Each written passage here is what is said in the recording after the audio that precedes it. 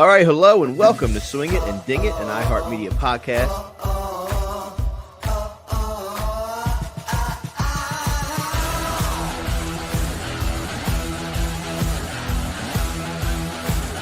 I mean, this is a birdie fest.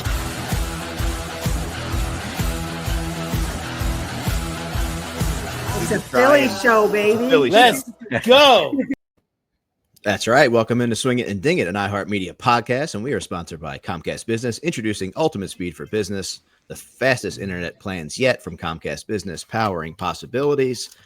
And as we like to do, Harry and Danielle, we love to torture ourselves this time of year, usually January, February. We like to go someplace warm and think about the golf that we're missing. Well, not so much Danielle, but Harry and I. Right. And we get a chance to welcome back a person who has become not only a friend of the show, but a friend, period. The great Robert Birtel, Director of Golf Operations at Casa de Campo. Robert, welcome back to Swing It and Ding It, man. Hey, thanks for having me. Yeah, it's great to see everybody. Great to see you. Great to see you. So we have a lot to get into. Sun shining behind you through the window. It is. It's a beautiful day out the window. I can see the ocean. You can see the Caribbean Sea. So yeah, everything's in good shape out here. You'll be Harry pretending behind him. Yeah, mine's on a green screen. Yeah. What will it be? Low 80s, little breeze today? What are we talking? It is exactly low 80s. Almost not a cloud in the sky. We played 9 holes last night as well. And so, it might have gotten down to about 82 at sunset last night. And we were in good shape. Everything. We'll send you a Philly golf hoodie just for those crisp Dominican nights. So sometimes in the morning it gets to be about maybe 72. And I do wear a hoodie, like to walk to the gym. Well, your blood thins, right? Everyone, the guys make fun of me. That's worse than Danielle. I have somebody on my side now. Yeah, we're pathetic. My daughter wears like a sweater to school. Like Eleanor, it's hot. Has Eleanor had any other hole-in-one since we've last talked?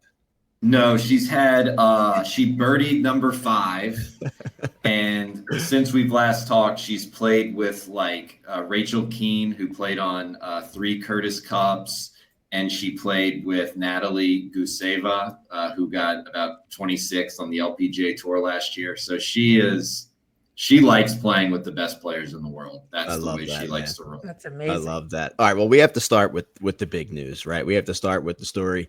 You have the number 1 course in the Caribbean in Teeth of the Dog. And at some point you guys decide we're going to do a full renovation of this place. Talk us through that thought process, how it comes about, having to basically shut the course down for a full year. How hard of a decision was that to make, and what ultimately led the decision to make it and move forward with that move? Yeah, we've been floating the idea for probably 5 years. There's never a great time to do it, but we had full support of our ownership. They said, you always have to do maintenance on your assets. And this golf course is no different. So we have full support from our ownership. And the reason that we sort of got to the need of the renovation was we needed to redo our fairways. So we had some contamination in the fairways. They became harder and harder to maintain, harder to give the product we wanted to give to our guests. And once you do fairways, that's 8 months anyway. So then, you get into, well, let's redo all the bunkers, let's fix the cart paths, and let's regrass the green. So before you know it, it's a full restoration. We're not changing the layout or the design. Okay. It's still, we're really excited to just enhance Pete's masterpiece. And but we are doing some things like in the bunkers mostly that regulars would notice. Some bunkers are moving locations a little bit just for the longer hitter. For example, for our Latin American Amateur Championship, like we're adding a back tee on hole 2, extending some bunkers out to make the forced carry a little longer, but still keeping what Pete had in mind with generous fairways and being a second shot golf course into the greens of Teeth of the Dog, which offer amazing undulations. If you miss the green, different chip shots. But we actually, we worked with Jerry Pate Turf, and we scanned the greens ahead of time because we wanted to keep the greens as we had them recently. For the most part, we are making a few greens a little bigger. For example, back right on number 2, we'll add another pin location. Back left on 3, we'll add a pin location. Front right on 8, the green used to sort of come up this hill, so the ball can sort of bound up by the palm trees and roll down to the green. So that'll be a little bigger. So it's little things like that. It's really a restoration or a facelift rather than it's not a redesign. I love, and the greens are fantastic. And Danielle, it's like the first day you're there, when you're with your caddy, you say, "Are you sure?" a lot. And then the second time you play, you don't ask any questions.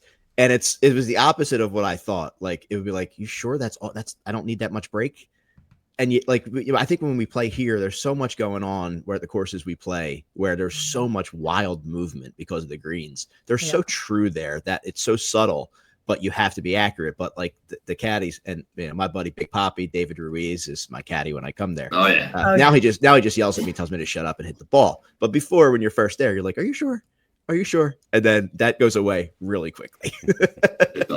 The breaks on Teeth the Dog are so subtle. There is some movement, but yeah, I mean, for the most part, it falls to the sea, except for some key places where you're going, where do you want me to hit it? So yeah, that's fun. The caddies make a huge experience for the guests. We have over 200 caddies on our staff, and they work all the golf courses, and they add such an experience to the guests and to the round. Oh yeah, that's Moose's friends are though now. It's great. They become family. So caddies are amazing there. But I'm curious, like, what was your role in helping with this redesign? I know you said you're not really trying to touch the main original design, but enhance it, if you will. So what was your part in this? How much fun did you get to have, and kind of adding some of your input? So our golf committee. When we worked with Jerry Pate Turf, Steve Dana, who works with Jerry, Bob Kelly, who's on our team, we had so much conversation about every single hole, about every single bunker and shot, and how we wanted the ball to react around the greens. It was really a culmination of 5 years of talking with Steve and Jerry about, these bunkers are like a little too far. They're too far to the left. They're not in play. No one can ever get in them. So do we move those in a little bit to add a little more strategic thought off of tees? We did a lot of history, looking up old pictures to find how the golf course looked, how the greens looked like in 71 when it opened. Wow. We found pics from 74, 79. That's awesome. Like the 80s. So we saw that there were pin locations in places, and the greens sort of wrapped around bunkers in these spots. I would say the most fun was going hole by hole with Steve and Jerry and giving my thoughts. And it came from a lot of playing with those guys and a lot of talking about each hole. So yeah, we spent a lot of time on each hole thinking about all the different options. Well, you say you've been talking this through for about 5 years. How did you originally decide on Jerry Pate Design to be the renovation architecture firm? So Jerry has been an amazing friend of Casa de Campo in our ownership. Jerry actually played in the World Amateur in 74 on the U.S. team and won. He then met our owner at like the Bing Crosby Pro-Am and got paired up with him. So sort of from that point forward, when they bought Casa de Campo in 84, Jerry was one of the first folks to come down and like re-see Teeth the Dog, and his work with Pete Dye. Jerry won the Players Championship in 81 and threw Pete Dye into the lake on TPC Sawgrass. So they did work together. They built some golf courses together. He studied with Pete Dye, and it was a natural fit through his friendship of Casa de Campo, his history of Casa de Campo, and his work with Pete Dye. So it was a natural fit as to how we got there. And Jerry, we worked with Pete up until the end. He and Alice and his son, PB Dye, and Perry, who's no longer with us, they played in sort of our owners tournament up until sort of the end of Pete's life. And there was a transition period at that time when Pete was no longer able to do the work, and we started working with Jerry. And so he has a long history with Casa de Campo, and he's been a great friend and a great asset to our golf operation. It's interesting. I've been fortunate enough to be there a couple times. I'm planning my 2025 trip, and the guys that I go with, what we say is, if Teeth of the Dog were not there, you would get on the plane to go play Dive 4. It is incredible. I mean, there's always the debate, like, I like it better. It's like, it's like, how could you like one thing better than the other? They're both incredible. And I think that's important for people listening. Like, if you're thinking like, I wanted to go there this year, but trust me, you're going to go back. Yeah. Like, you're not going to go there once. So go there, experience, Dive 4, play the links, experience the property. And then when you go back and play Teeth of the Dog, because Robert, just to give you a chance to talk about, is there always like some sort of surprise factor, shock factor with people that we saw, because there's so much focus on Teeth. How could there not be? The Heaven 7, the way it lays out, but the surprise that I think people have by Dive 4 is so cool to see. Dive 4 is definitely something most people don't get at home. And it has 27 holes. It plays up along the cliff of the Siobhan River. So you're 300 feet up above this cliff. You have views of the mountains out in the distance. You have views of the Caribbean Sea, and the back nine, or Siobhan 9, sort of plays like just out of Altos de Siobhan. So you look back on hole 10 and 11, and you're looking at Altos. You're looking at the river, the Caribbean Sea. It's one of the few places where you can see the mountains, the river, and the sea all from one vantage point. The golf course itself, like, it's bigger, it's hillier, it's windy, but the views are spectacular from the golf course. And it's definitely people come for Teeth. And then as I see Danielle's sort of facial expressions, like, they get up to Dive 4, and you put 10 people in a room, and half like Teeth, half like Dive 4. Yeah. It also, with 3 nines, gives us some different playability. So for some events that we do a series of what we call golf tournament vacations, whether it's a Pro-Am or a Casa de Campo Open or a couples event. We'll play maybe the Siobhan with the Lagos and the Marina with the Siobhan. So we mix it up, and you can get a completely different golf experience. But I mean, some of those views, like when you come around the turn, and Harry knows. Harry remembers every hole, every shot. I don't remember. If I played the course today, I couldn't tell you what hole which was.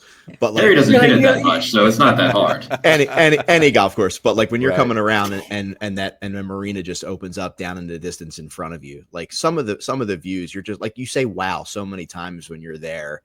Even in the beginning, when you're starting out, I don't know if they're hawks or what, but like you're even with them, because they're flying way high over the river that's down below. It's funny. We were playing with a guy, and he was like, getting ready to line up his buddy. He was like, yeah, just hit it right where that like hawk is. That's the line. And he hits the ball. I'm like, quick question. Do you always give like moving targets as your aim point? Exactly. That was really confusing.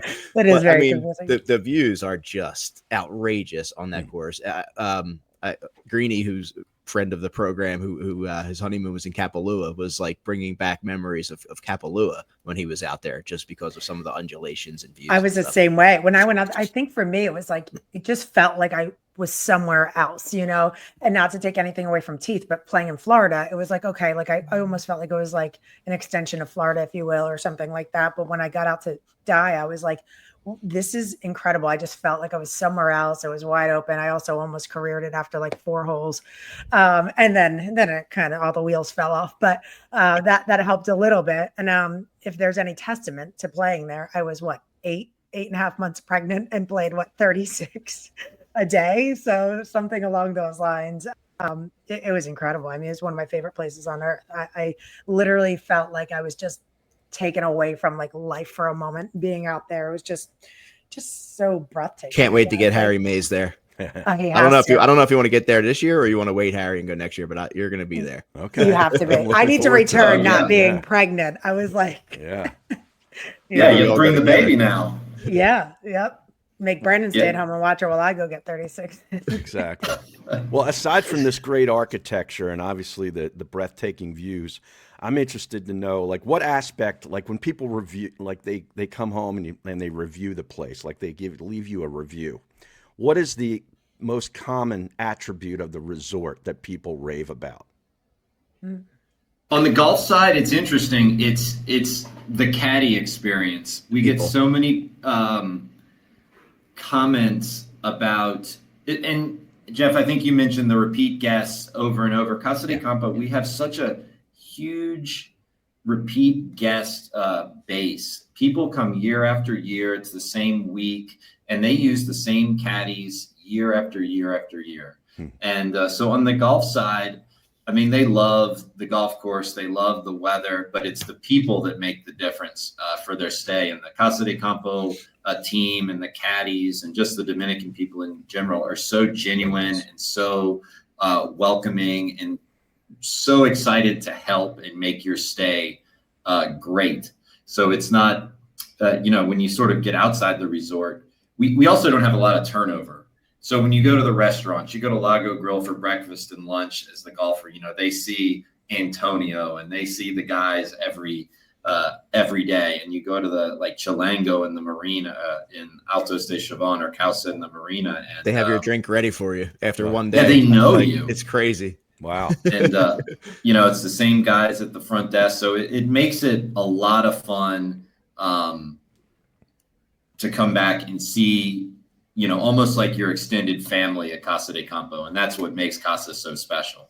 It's so cool because when Danielle went, I had some other friends that have gone. I said, listen, I'm going to give you a bunch of information, but when you get there, everything nothing that you literally cannot describe what this place is. It is its own city. You go to a resort, you go somewhere, you got the beach, you got the pool, you're in you feel like you're in different worlds at times with a 15-minute golf cart ride, which is a cool part of it. You get a golf cart and you drive all around the place. But the fact that you could experience so many different things in one place, no wonder why there's repeat, because you feel like even when you're there, the first time we went, we didn't even go up to Altos with the guys. Like we just didn't have a book that we didn't really know. The next time I went with my wife, I'm like, gee, I can't believe we didn't come here last time. Right. It's, you can do it in so many different ways, and the spa that you guys put in. I mean, that is just world class. That aquatic room, what do we call it? With the, we went there because I went with my wife and I was only playing 2 rounds. We went there the first day and then we booked for the last day because it was just such a great experience. So to see you guys have what you have, but yet continue to just keep up in the game and reinventing yourselves is a credit to the ownership and the leadership there. With that in mind, I mean, there was a lot that was done outside of the restoration. You guys putting the runway back in on Teeth of the Dog. Like, what's next? Oh yeah, next. Yeah, the spa has been so well received. So Danielle, you got to experience the spa. I did. We had a rain day, and I was like, "Oh, I know where we'll spend the day." Yeah, it was incredible. We got a massage. We, were able to look out those windows there. We were there for quite some time. It was really enjoyable. It's been so well received. We do a couples golf and spa retreat. So these, boy, girl, whatever, come down and we play 3 rounds of golf and they each get 2 spas. But coming up, there's always things in the pipeline. Like we just opened up a new beach bar to complement what we call the Coco Mar at Manita's Beach. We have different golf projects in mind once Teeth is finished to see how we keep expanding our golf offerings, new hotel rooms in the pipeline to expand on our premier rooms that were just opened. Up at the little things up at the shooting center, we've covered almost all of the different shots, I guess. So you can go shoot in the rain, or you're not shooting in the sun now. So there's a 5 sand, which is a lot of fun.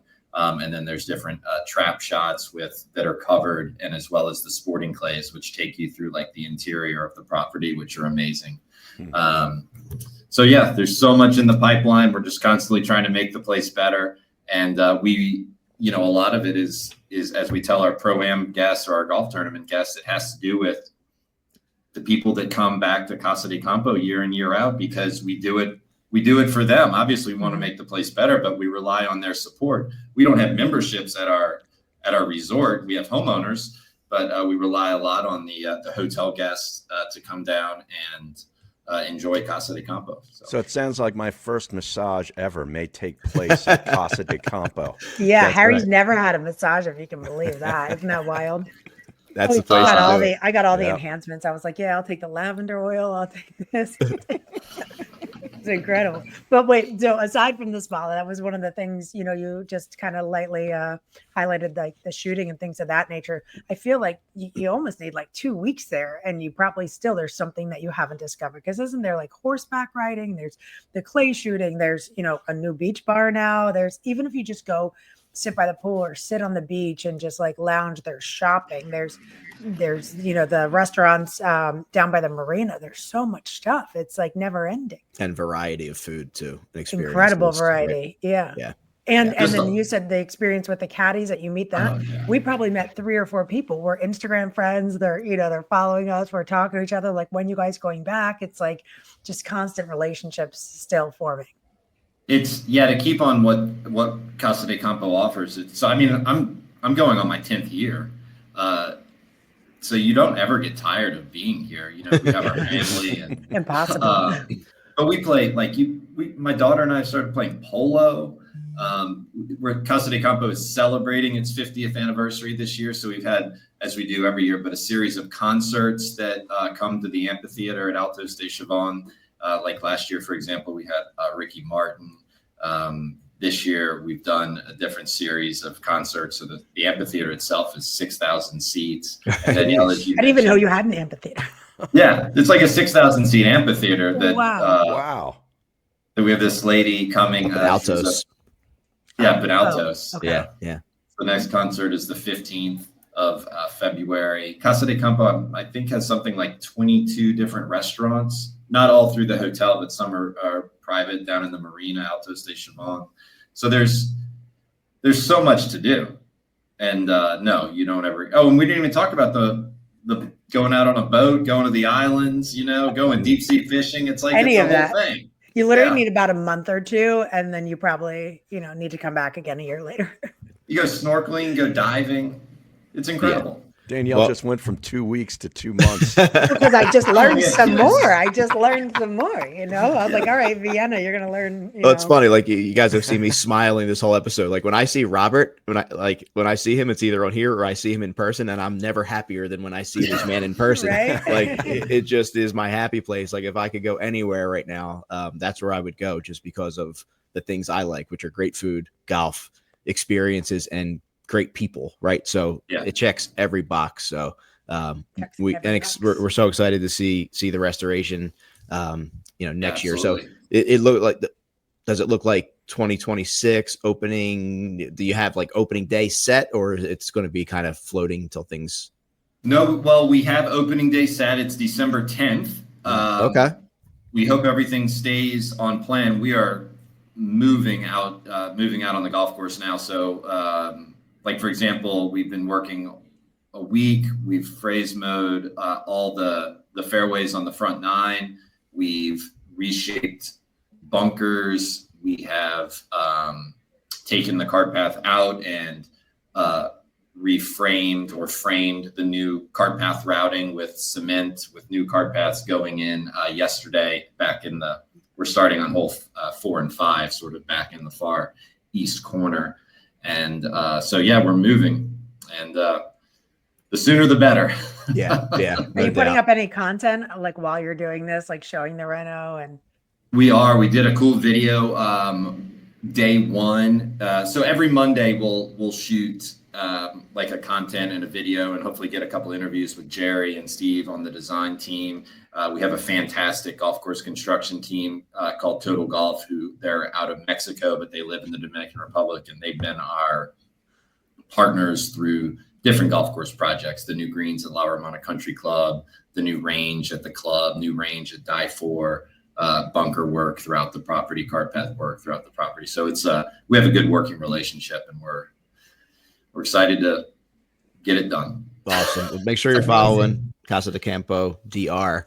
head to their website, find all the information. I have a feeling we're going to be giving away a trip pretty soon. Again, we try to give one away a year, and sometimes we do it around our outing as a prize. Sometimes we do it as an early bird prize for people to sign up for our outing. So we have some things in the works. So our listeners, our followers, have gotten to go there with this because of the show, which is so cool for us. So we're hoping to continue that, and I'm thinking I might see you in maybe the month of May. So I think that's a good idea. I think I should come up to your outing. Yeah, I think you should too. We need you Oh, to. yeah. Yeah, Oh, because then that's it'll take some fantastic. stress away. You take him to his happy place. So you come up to the outing. Moose and I are going to be all giggly. Awesome. Well, Robert Birtel, thank you again for joining us. It was great catching up with you. Looking forward to seeing you in person very soon. And good luck with everything the rest of the way. Talk soon. Talk soon. Thank you all. Thank you. All right, let's take a quick break and we will be right back. All right, welcome back to Swing It and Ding It. Great catching up with our friend Robert Birtel.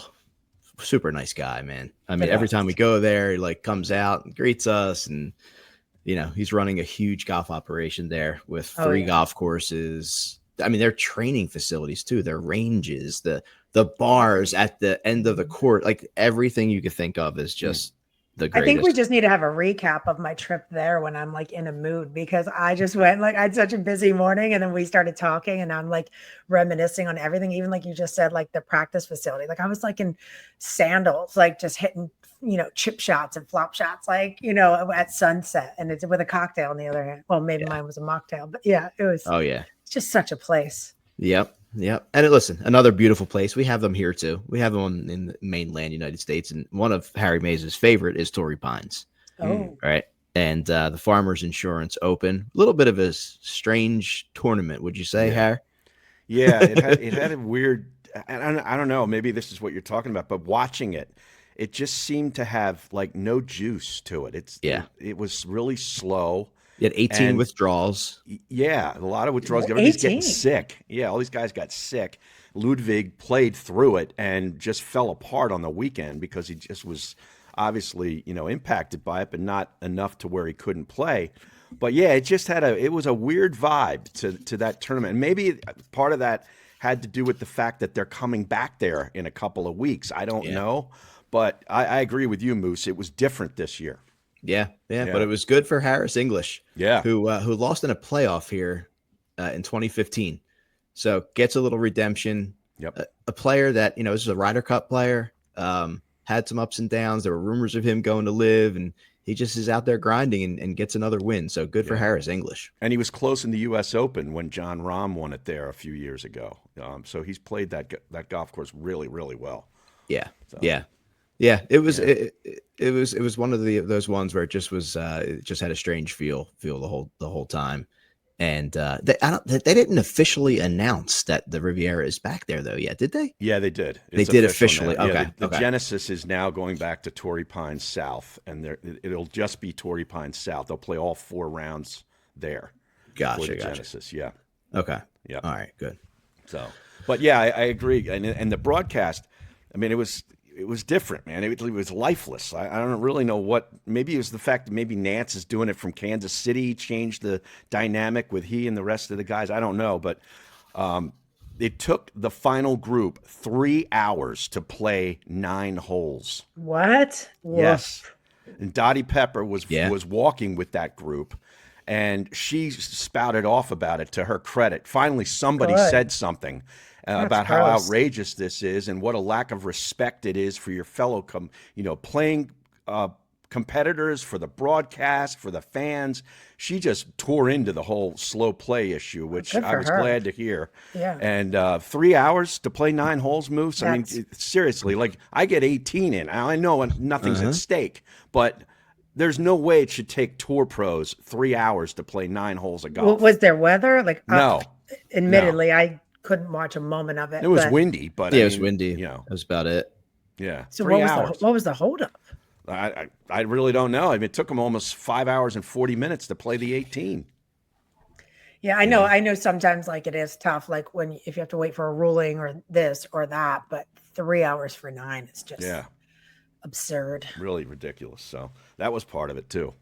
Yeah. Slow play. I don't know what they do about it. The only thing that they can do about it, I think, is because they do it on the LPGA tour. They're very strict with these women of, getting behind off schedule. They put them on the clock, and they don't do it to the men. Are they intimidated by some of these guys? Maybe, but they shouldn't be, because put them on the clock and dock them strokes if they don't get back in line. I mean, that's the only thing that's going to work. Put them in with the this bedroom. with this narrative of improving the product and everything else. Right. Like that's one thing that we've continually brought up. Like, when golf has like kind of this aura of being like a snooze fest, and then it's like, who wants to sit down and we're not seeing enough shots. It's 3 hours for 9 holes. Like, figure it out. I don't want to. I don't want to watch a guy line up a putt for 2.5 minutes. Yeah, you just took away my energy from Casa to Campo, and now I'm thinking about slow play. I'm ready to go back to sleep. There's no slow play at Casa de Campo. No, you're on island time there, baby. Well, let's bring it back. Let's talk about the two of you and your experience last week at the PGA I gotta text show. you. I didn't even put our picture up, Har. What the heck? I know. Not a lot of content being shared back to the home base, guys. I'm not gonna lie. Harry saw me. I saw her. That was it. And all my content went to Inside Golf. Unfortunately, it wasn't my camera being used. It was Jack Flanagan's. But we had a great time. It was their mission, not ours. It was 2 days of nonstop work. I mean, I was running both days, Tuesday and Wednesday, outdoors at the demo day, which was a little bit muted because the weather was so bad. Harry, I told you how cold it would be. Oh, it was cold. Cursed us. It In was the cold. history of demo days, 1 or 2 up there. Was it 48 degrees, raining sideways, windy? Yep. Brandon made fun of me packing a beanie for me and my employees. We got there, and I was like, I should have brought my mittens. Yeah, but we got a couple of good hours of content recorded, and then the next day inside this convention center, Moose. And Danielle, you can attest to this. It's the biggest one I've ever been in. Now, it was massive, and it was packed. There were over 1,100 exhibitors on the floor. I mean, and some of these places, like Titleist, has this massive. That's where I ran into Danielle. This massive outpost at the end of the hall that was like 3 stories high. I saw Michael Breed doing his radio show in a booth that was like 30 feet above me, and I was on the floor. And we looked to our left, and here's Jim Nantz in the Titleist area in his sport coat. He's dressed really well, and he's gripping and grinning with everybody. And Jack and I look at each other like, do you think we can? And we're like thinking like, why not? Let's just ask him. But you could see he was trying to make his exit, right? He's such a pro that he's got his eyes on everybody in front of him, looking at the badges with their names on it to see if he either recognizes somebody's name or maybe recognizes a name that he needs to dart for the door with. Like, I don't want to talk to this guy. But he's scanning the room and talking to people, being so gracious and warm. I walk up to him and I said, Jim, you might not remember, but you did my radio show with Tony Bruno on Sirius. And his eyes immediately lit up when I said Tony's name. And that broke the ice. He shakes my hand. I said, would you mind if we asked you 2 or 3 questions on camera for Inside Golf back in Philly? He goes, by all means. And we clipped the microphone on him, and boom, we were on. And it was great. That was a real highlight. Jim Furyk, we sat with Jim Furyk for 5 to 10 minutes and had an interview with him, and that was really cool. Nico, ran into Nico Echevarria in the Penguin. He wears the Penguin gear. Yeah. And we walked in, and I said, I wonder if Nico's here, because I knew he repped them. I turned to my left, and I'm like, there he is. What? And we went right up to him. He's talking with a group of people. We butted in. I said, hey, Nico. And I mentioned Brandon's name. And, I was like, when are you moving down to Jupiter? He goes, we're moving very soon, because that's where they're at. And he's like, oh, yeah, I know Brandon. Blah, blah. You mind if we ask you a couple of questions, put it on camera? Absolutely. He's the coolest dude. He's so cool. So nice. And we got that. I got Cordell Stewart. And you might say, why is Cordell Stewart there? He, obviously former Steeler quarterback. But he's repping Srixon. He's a Srixon ambassador, and they had a pretty big, setup there. And he's just standing there by himself in the booth. Nobody's talking to him. I don't know if anybody recognized him, but we did. And so Harry made his day. Oh yeah, we walked right up to him and said, "Hey, Cordell, I'd love to get a couple minutes with you." He wouldn't shut up. Like, he would have probably given us a half hour. Like he was just going on about football and golf. It was great. So that was some of the highlights of it. But man, what a great 2 days, a great experience, and you'll be able to see all this stuff coming up on the upcoming episodes of Inside Golf. It's coming to start. Is it kicking off on Sunday this week or still? I'm not sure when. I should text Jack to see when it's going to air. Okay, cool. We'll share right it. now. We'll make sure we share it. Danielle, Yeah, how we'll about have you? to take You had a lot going on. I mean, you were running. It was wild. I kind of recapped my day to a few people. I said one of my employees went and grabbed me a coffee and breakfast at I think like 7:45, and then we threw it away at like 5:45. It was just nonstop going. So Tuesday we were at demo day with Fax and Titleist, and Aaron from Voki Wedge. So we did that, and then jetted back over, got our credentials, checked into the hotel, and then we went to Chris Como's open forum where we had several of our clients, Jason Bill, Brad Faxon, Como, Tom Stickney, Mike Melizia. So everybody was there. We were all over the place. That went until midnight. My poor employees, because they're, not golf nerds like we are, but sitting there just listening to open forums, topic after topic about just people like geeking out over golf. So I enjoyed it. It was fun. But that was day one, and then went back. I probably worked until about like midnight, 1:00, and then got up at 3:30 and hit the ground running again. So we did a bunch of hits as Harry was just saying, the Titleist booth. That's like just humongous. So we went there and we were previewing all the new Scotty Cameron lines. But I had 6 clients that we were just bouncing from spot to spot to spot. And I'll just fast forward to the highlight of at least me and my team, and my client was Jason Bale, friend of the program. He won the 2025 National Teacher and Coach of the Year. So it's awesome. That was we first submitted for that last year, and then this year, his second time. After being nominated, he won. So just having his family there, the Jupiter Hills team, Brad, everybody there to support Jason. His one assistant pro. I told her, I was like, hey, are you coming up for the award ceremony? She's like, nah, I don't think I can. Like, I got to work. I'm like, get up here. She drove 2.5 hours, probably was, 3.5, 4 hours. They were just finishing the front 9. And she got up there like just in time to see him go on stage. So really special moment. We're so proud of him. That was really, really cool to see. So they'll have a full award ceremony and everything else at the next PGA show in Frisco.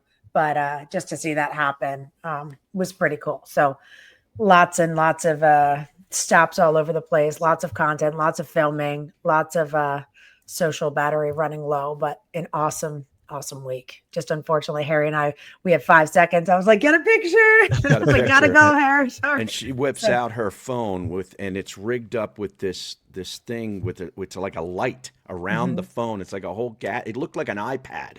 And everybody that I was with was like, man, look at that. She holds it up and it took this great picture, and I've never seen the picture, Moose. I'm going to send Me either. Yeah. Me either. Yeah.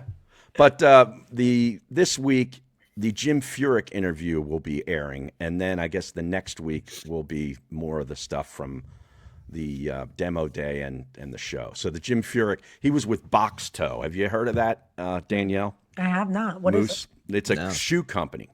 Oh. And they make you moving away from squares? Going after squares? Or No. But I'm saying Jim Furyk is all about these shoes, and they look like the classic FootJoys, like they're the old style classic with some different colors. They're really good looking shoe, and he raves about them. So he was repping them for a while, and we got a good chance to sit with him for I'll have to a listen couple to minutes. that. I forgot to mention we met up with. They were like, hey, you got.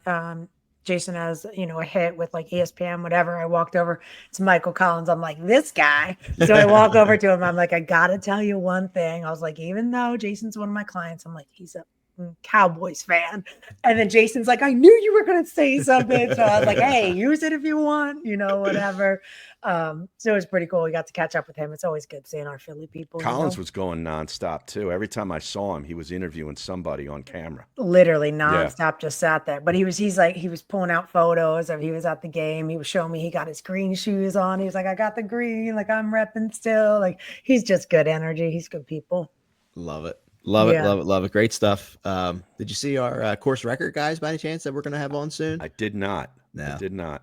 We'll get that. We'll see what that's all about. I'm excited to talk to those guys. I did have a note with their booth number, but I'm telling you, like, you don't have 5 seconds. And you know how Harry was saying, like, Nance was like looking for an out. That was me with Brad, because he's so nice and he'll stop and God, everyone wants an autograph, a photo or whatever. And it's like, Harry saw me as it probably took me 45 minutes from the back booth of where Scotty was to get him out. Yeah. And we walk a foot and then someone's like, "Hey, Brad." And I'm like, come on. I was like, we are 20 minutes behind from our next hit. We got to go. So it's wrangling is quite a job. Yeah. I do it often with our concerts. It's yeah. So you can attest. You got to wrangle.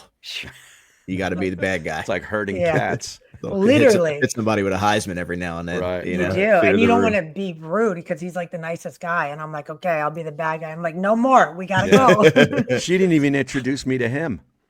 I'm sorry. That's how badly she wanted him out of there. I wasn't even next to him though. He was like speaking to somebody he was a couple else. people. There was a couple people in between, but he had a group around him. Man, he was. Yep. I was like, all right, I got 5 seconds for a picture with her, and then I was like, come on, let's go. That's a lot of people, man. That's a lot of people. Well, great stuff. Glad you guys got to experience it. I'd love to check it out one day. It looks like a blast. And you got it. And congrats to Jason. We got to get him back on here. I gotta get Powers down there with me. That's a lead source down there. Oh, man, totally. All day. Yeah, no doubt about it. We got to get Como on. Yeah. Well, that was the other thing. I have a Titleist credential, and I'm at Titleist, and then I go over to Ping with him, and people are looking at me like, "What do you got your camera out here for?" And then I go over to Rick's side. I'm like, guys, like, come on, I can't have a credential for each guy that I'm with. Any more tea to spill, or is that the tea for the week? Oh no, that was just what is it called? What was it? PGA show tea. God, see, I don't even know what planet I'm on. I'm still at Casa de Campo from this morning. I just want to stay there. Let's go.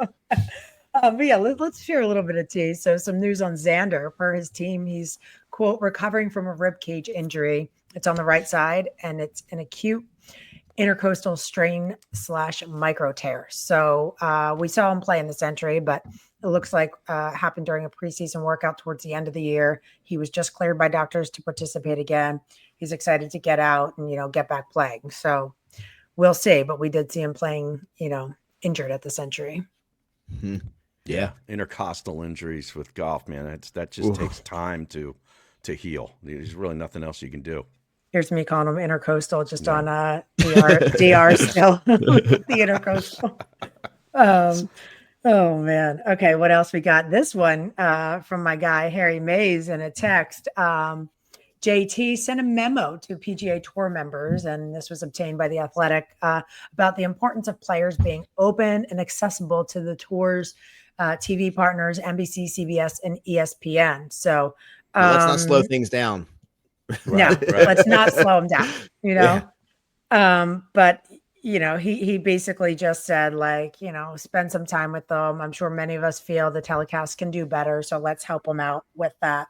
I'm not going to read the entire letter. But look at Smiley. Look what Smiley's doing. That thing is great. That thing's great, right? And it doesn't. It's after you're around, right? You're not the walk and talk. I think that's what they think is the answer, the walk and talk. But it's like half the time the thing doesn't work. It's like there's moments you can create with these guys if they stick around or before where you can get. And you know what I would prefer over a walk and talk, because they've done it on Corn before, is a hot mic. Oh, we want to hear the caddy interaction. Like humanize them, be a little relatable, hear a little F-bomb dropped or whatever. Right. Like that's like what makes it more fun, because then you're like, hearing them talk to the ball, like, be good. Like we feel like them, it just makes it more relatable. I think that's, mic them up. I don't want to see the walk and talk. It's like, yeah, I'm doing this, but actually get out of my face, because I'm competing for hundreds of thousands or millions of dollars. Like, I'm trying to focus and I don't care what you're trying to say to me right now. It's like that comes through, Sit down after the round, with Smiley, like he's saying, or give him a hot mic. Yeah. CBS needs to up their game in many different ways on their broadcast, because in my opinion, NBC has surpassed them now as far as the golf coverage. Much more entertaining broadcast. You get more information. You get, like the Smiley stuff is terrific. So good. And it's, and CBS is stale. They're like a stale cracker. And I Yeah, love they're Nance. they're trying to stay too much to like the like the classic old school golf where we have like the slow whisper. Well, it's you know what quiet, it is. like You know what that is? tradition. It's because of their relationship with Augusta National. That's what it is. Yeah, That's a renewable contract on a yearly basis, from what I understand. because It's almost they're like so a scholarship. You got to proper. earn it. You got to earn it the next year. You got to earn it. They never want to lose that. No. So Yeah, that's buttoned-up tough. stuff. You gotta learn to adapt and navigate a little bit. So I you can agree. still keep that. You can still obviously keep the masters buttoned up and proper, and everybody understands that. But for everything else, we need to zhuzh it up a little bit. Yeah. And the guy who was fun. Well, they used to have Faraday, and he left, and then they had Gary McCord, who was great, and he's in his 70s, and he's still funny.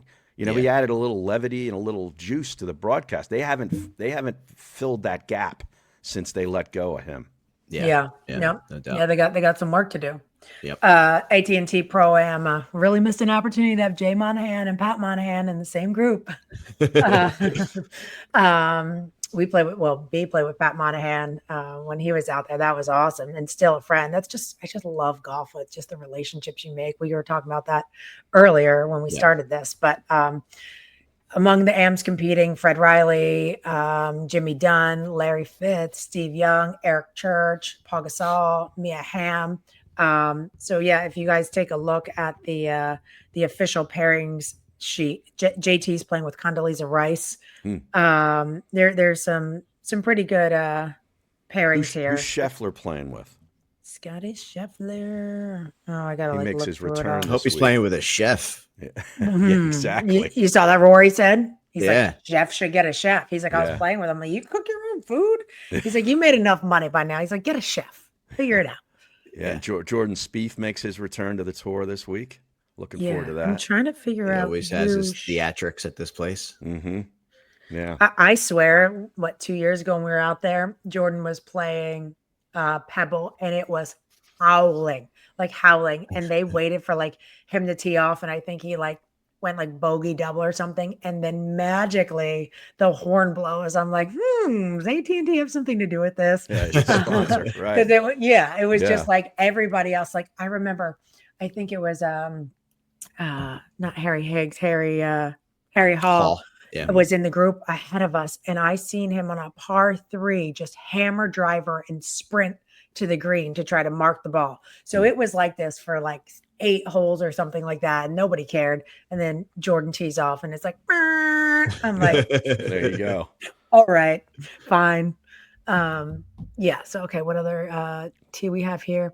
Yep, I guess that's kind of it. I mean, there's a bunch. All right, well, we'll roll into AT&T, but let's talk about TGL real quick before we do that. It had 2 weeks ago. It was like people were like, oh, and then last week or this week, with Tiger, with Tom Kim, with Rory. I mean, I think everyone was really entertained. I think some people are just expecting too much from this for what it is, but for me, I enjoy it still, and I think it really took another positive step forward because Harry, like you said, we had a close one.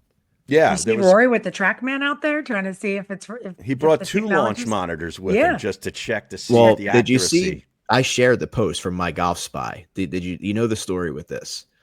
His whole thing of why this the biggest reason why this isn't going to be as successful is because the partner they're using is Tiger's company, right? I think it's Flight Scope or something, and they are not considered the best in show at this. And it's all about the tech. And if you're not using the best tech, you're going to see guys getting frustrated. You see Tiger crushed one over a green that never does that. So I don't know if they would be brave enough to pivot and go with what's the best we want to use here. But it is interesting to watch that. Yeah, no doubt about it. We've seen a couple of greens airmailed in every one of these episodes, really. But yeah, this week's was really entertaining. I watched the previous weeks in the hotel bar without sound, and I watched the entire thing. And I was trying to really get into it. Evidently, there were no hammers thrown that week. It was JT's week. And it was kind of boring. And I'm talking with other people about it, and they were just like, I don't really get this. But then this past episode, I think saved it. Yeah, I really do. Yeah. So, and the stars are coming out for it still. Yeah. So it's something you want to keep seeing going forward and seeing how this evolves. So excited to see it. But let's head to the AT&T Pebble Beach Pro-Am. After playing Pebble for the first time this year, I am so pumped to actually watch this tournament and see the holes. But it's a signature event, the return of Scotty Scheffler, the Pro-Am factor. It has everything. It has everything you could want in a tournament, Harry.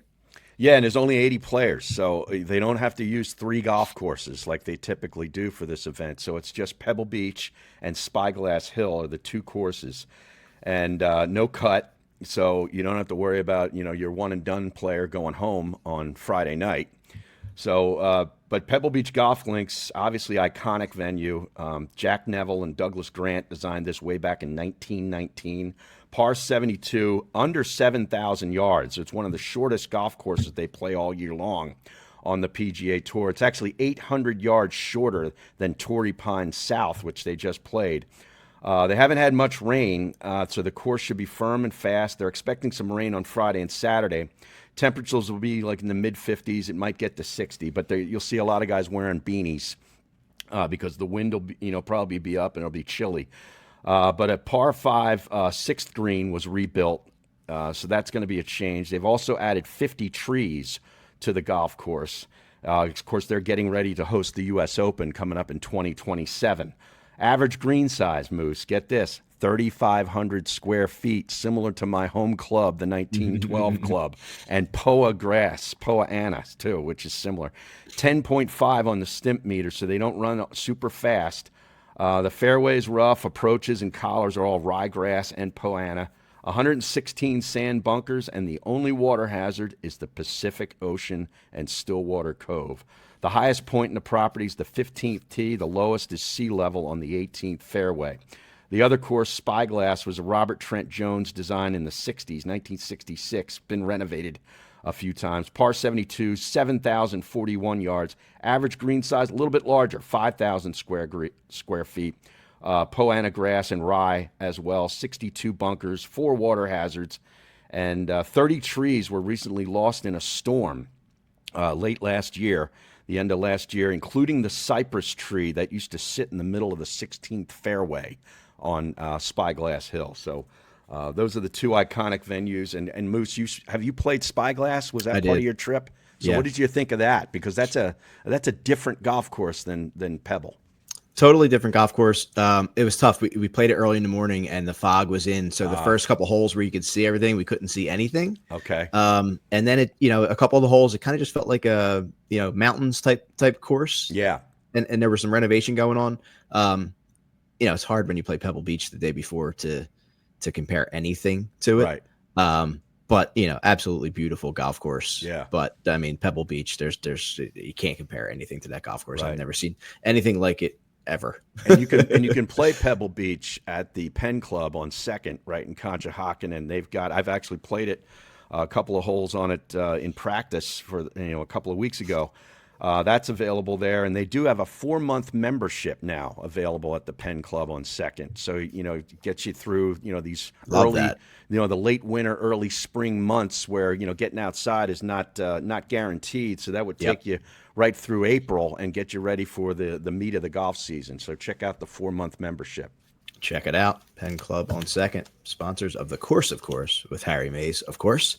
So when we see the line here, Harry, moving into that, last year, obviously Wyndham Clark with the win, Oberg, you had Pavon, you had Hubbard, you had Hoagie in it with a T5 who's been playing well. Hoagie's Scheffler won there before. Yeah. And he's got some pretty decent odds. He does.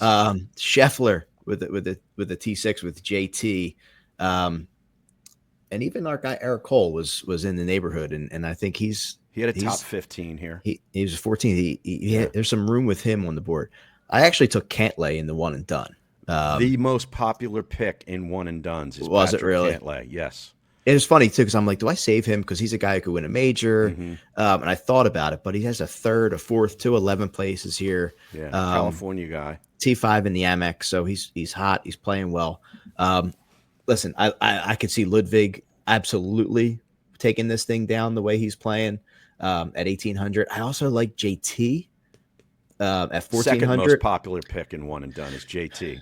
I am fading Scheffler. He's got a lot going on. Talking about having to build up scar tissue in his hand after making those raviolis with the wine glass in a rental home. I mean, there's a lot going on there. Although he played a practice round, I forget if it was at Cyprus or Monterey Peninsula this week, and in his first 6 holes was 6 under par. It's nothing phases this guy, man. Todd Lewis from Golf Channel rolled that nugget out last night. It's unbelievable. Yeah. It's unbelievable. I actually like Maverick McNeely plus So do 800 in a top 5. I'm going to go Hoagie 1,200 in a top 5 and Eric Cole 650 in a top 10. Some of our usual guys that we roll with. Yeah, good stuff there, Moose. I like Colin Morikawa in a top 10 at plus 120. You go back through what he's done over the past year. He's got like 10 top 10s. He just hasn't won. But he's been playing some brilliant golf. Another California guy. I think he'll play well. Jason Day has a great history here. I'm probably might be using him in my one and done. At top 10 at plus 250 looks pretty good. You mentioned Mav McNeely, top 20 at plus 150. And Nick Taylor is another guy who's playing well, has a win already this year, and plays really well here. I think he's won here in the past, too. Top 20 at plus 185 for the Canadian. 2 matchups stood out to me. Shane Lowry at minus 125 over Tony Finau. Actually, that was the only one that stood out to me. Lowry over Finau. But, yeah, you mentioned one and dones. Cantlay, JT, and Colin Morikawa are the top 3 picks in one and dones this week. Interesting. When is your next golf adventure? Coming up, isn't it? Adventure, no. I got to do Inside Golf on Thursday over at Lulu. But as far as my next trip, we're going to be planning something probably the end of February, early March. Okay, I know you were thinking Stream Song, right? Well, that's in May. That's coming May. up. That's booked. Got it. Yeah, that's already booked. We're going to do in Bay Hill for one night, and then playing the golf course the next day on a Friday, then driving to Stream Song to play back-to-back Saturday, Sunday, 36-hole days, and then fly home Monday. That's already booked. Yeah, I'm looking forward to that. That's tremendous. Great stuff. All right. Well, thanks for listening. Thank you to Robert Birtel for hopping back on. Make sure you check out Casa de Campo. Get there. I guarantee you will not be disappointed. You will never have a better time on a golf trip, whether you're taking your wife, couples, or your boys.